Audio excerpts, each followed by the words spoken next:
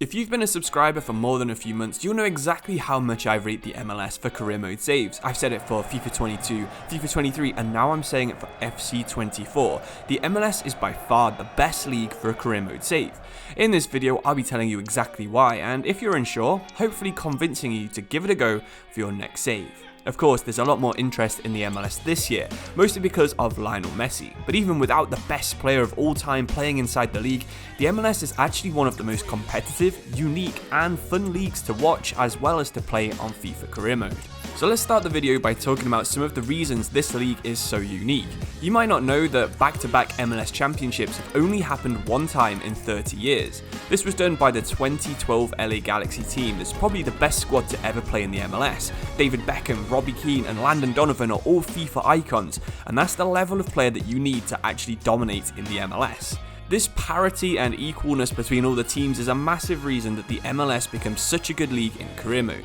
You can take it one of two ways in your save. The first is to blow every other team out the water, ignore all the rules and create the MLS's first ever dynasty, going on to win back-to-back-to-back titles in the MLS. The other is to follow the rules, keep things realistic and have a real chance of winning the MLS, but also having a real chance of finishing last every single season just because of how close all the teams are in ratings.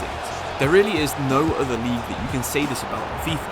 If you take the massive rating boost of having Messi out of Inter Miami, then the best team in the league is 72 overall, while the worst is only 67. That means for the other 31 teams in the MLS, there may be 2 or 3 signings away from being the best team. I really like this parity, and that's just the first reason that the MLS is so fun. If you take a team like Dallas, it looks like it could be a lower mid-table side, but they've actually got a 73 rated attack, 71 rated midfield, and it's really their 65 rated defense that lets them down. If you sign a few big defenders, you can easily be going for the title in Season 1. The same can be said for Nashville and even the Columbus Crew. If you're like me, you'll probably use some kind of restriction or rule in every single one of your career modes just to make them a little bit more fun, and the MLS is absolutely ideal for this. There is a bit of a reputation that the MLS has some crazy difficult to understand rules, but you can actually make them super easy to follow inside career mode. The salary cap is the most famous and probably also the easiest one to keep track of. The finances page now lists your weekly and monthly wage spends, so if you just keep this under $5.2 million a year, you're definitely following the rules. If you want to keep things even more realistic, you can also have 8 players that aren't included in the salary cap. So just add your 8 best players' salaries together, add that onto $5.2 million, and that's exactly how much you can really spend. It really doesn't take any work to keep on top of, just check it at the start and end of every single transfer window. You can also have 3 players that you can basically do anything with. This is the designated player rule or the Beckham rule. It's a rule that makes the MLS a really good mid-level league. You can realistically sign almost any player in the world once they turn 31. I'd say probably slightly better players should be a little bit older, but you can definitely see players at 33 like Toni Kroos, Thiago or Royce. They will probably head over to either the MLS or Saudi Arabia when they stop being starters in Europe. If you're interested in me recreating all of the unique features the MLS has in FIFA, then make sure to click the like button or subscribe, because if there's a lot of interest for this, I'll make sure I get this out pretty soon. But one of the most underrated things about the MLS is definitely the insane amount of creator club options. You can base your team around any NFL or NBA, NHL or women's soccer teams, and this gives you an instant kit, name, and even maybe a history and culture combination. Almost every city in America is famous for something.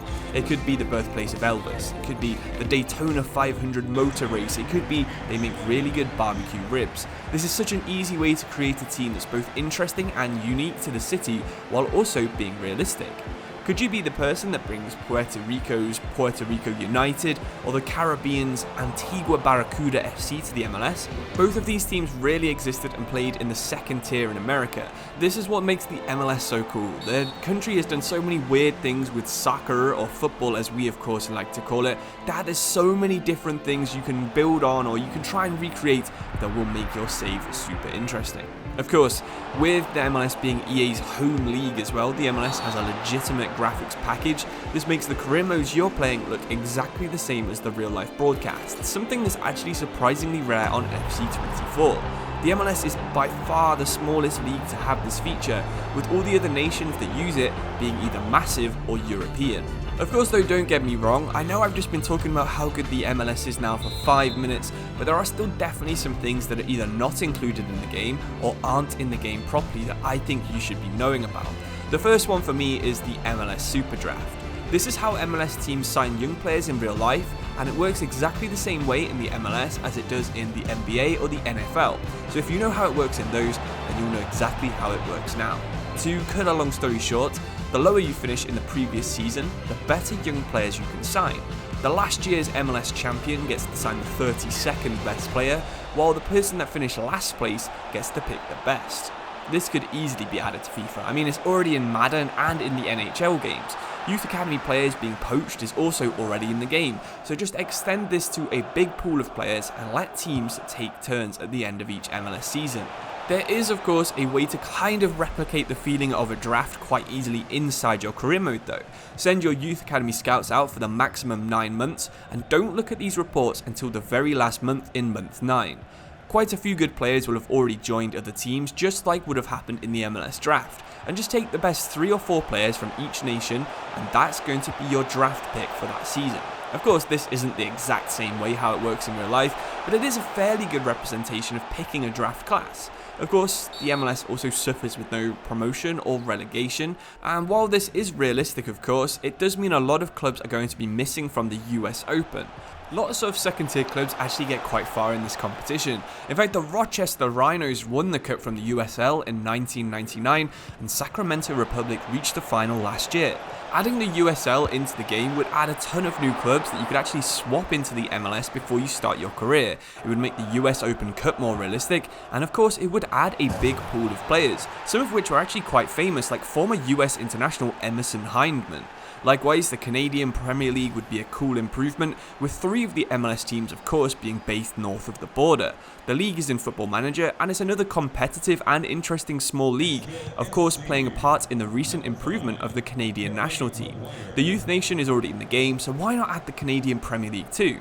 While we're talking about things that the MLS should really have to become a truly elite career mode save, it is hard to ignore the lack of continental football. North America has its own Champions League in real life, with the best Mexican, Canadian and American teams playing against tiny teams from the Caribbean and Central America.